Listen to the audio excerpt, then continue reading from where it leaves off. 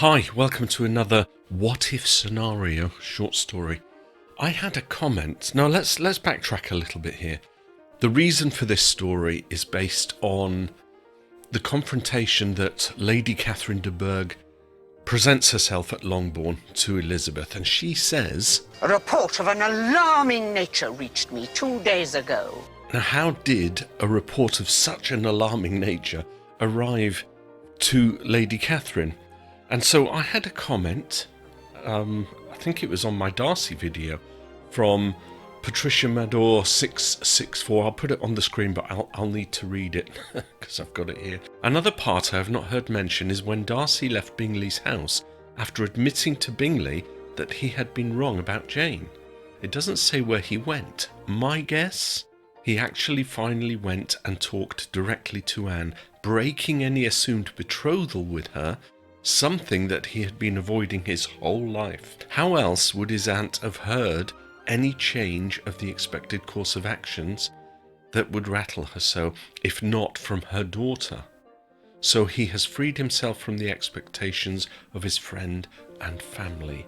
And that got me thinking. I thought that will make a great topic or subject for a short story, a what-if scenario. So may I present to you a what-if scenario based on Darcy finally relieving himself or releasing himself from the burden of a betrothal with Anne de Bourgh.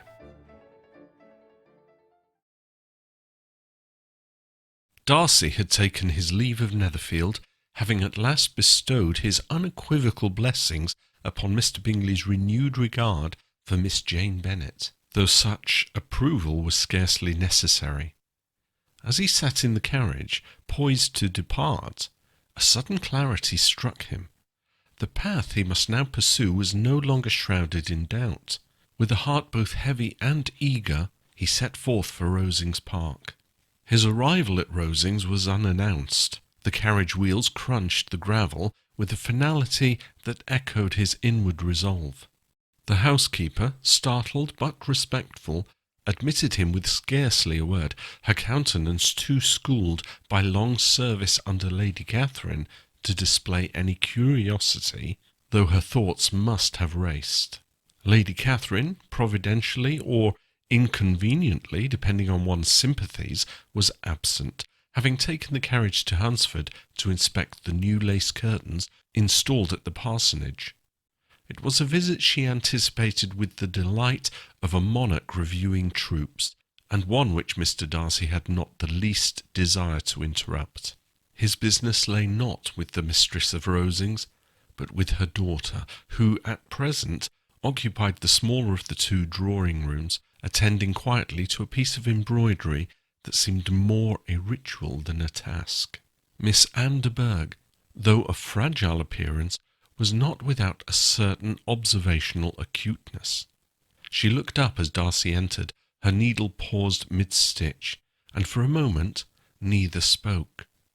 Then, in a voice so faint it might have been mistaken for a draught in the corridor, she said, "You have come, cousin Darcy."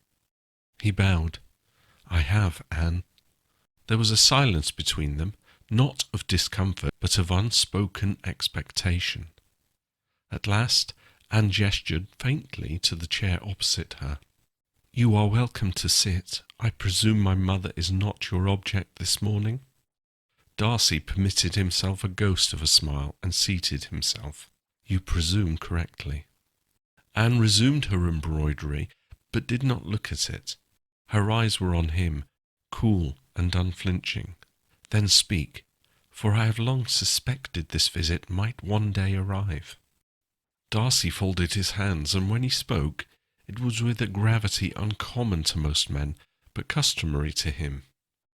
"Anne, I owe you candour, and perhaps more than that. For many years our families have, implicitly, if not explicitly, assumed that our futures were to be joined, that I should marry you."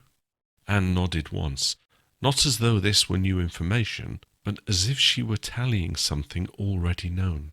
"I never promised you anything," he continued, his voice low, "but I allowed the belief to stand.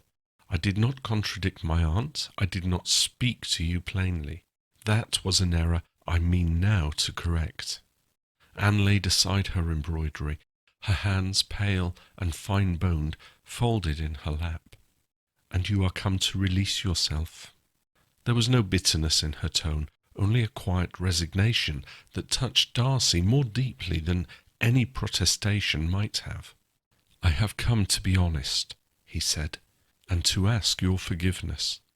She studied him then, not as a woman regards a suitor, but as one's soul might measure another's worth. "You have it," she said simply, "and perhaps, though my mother will not thank me for it, I offer also my congratulations." Darcy looked startled. "Then, you know?" Anne gave a tiny, almost imperceptible smile. "You love her. You loved her even when you would not admit it to yourself. And I am not blind, cousin, nor am I so desperate as to wish to keep what was never truly mine." He bowed his head, and for the first time in many months felt the weight of family duty ease from his shoulders. "Thank you," he said quietly. Anne resumed her embroidery. "My mother will not understand, but she will come to hear of it. You may trust me on that." Darcy stood. "I do." And with that he took his leave, walking out into the grey morning with a conscience unburdened and a heart newly certain of its path.